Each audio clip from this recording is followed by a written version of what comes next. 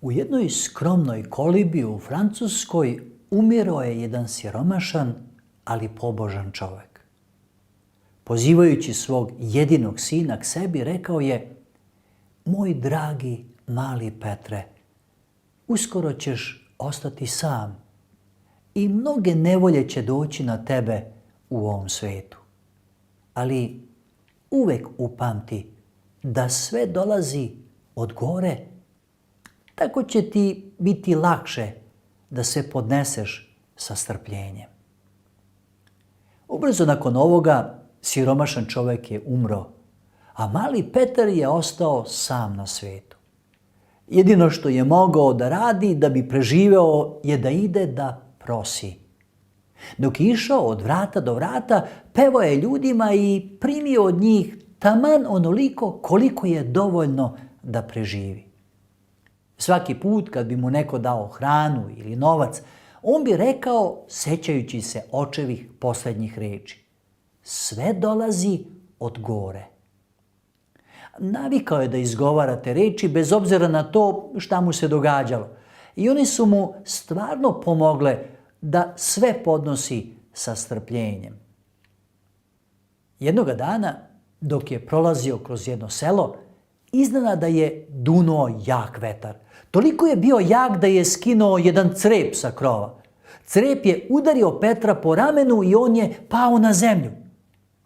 "Sve dolazi od gore", izgovorio je kada je ustao, na što su mu se obližnji posmatrači i prolaznici od srca nasmejali.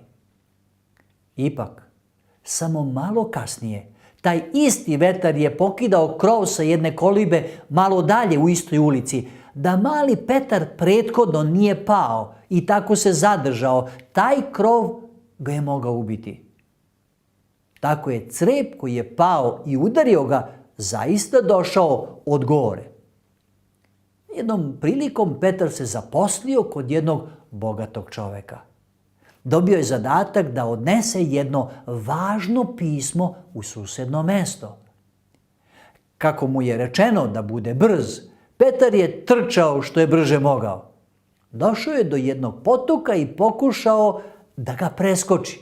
Međutim, nažalost, upao je u vodu i sav je bio mokar i blatnjav. Ali još veći problem je bio što je njegovo dragoceno pismo nestalo. Bez obzira na to koliko je pokušavao, nije uspeo da ga nađe.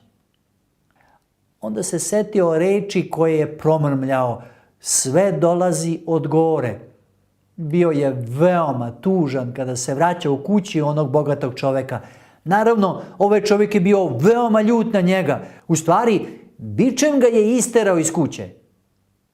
Ali sve što je Petar rekao bilo je: "Sve dolazi od gore."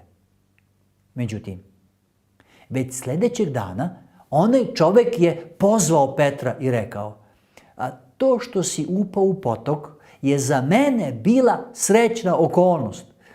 Nešto se preko noći promenilo i da si odneo pismo, ja bi izgubio mnogo para. Molim te, primi ovaj mali dar kao znak moje zahvalnosti." I ovaj čovjek je u Petrove ruke stavio više novca nego što je Petar video u svom životu. A Petar je, silazeći niz stepenice, sa smeškom rekao: "Sve dolazi od gore." Samo da znate da je Petar jednoga dana postao veoma uspešan poslovni čovjek.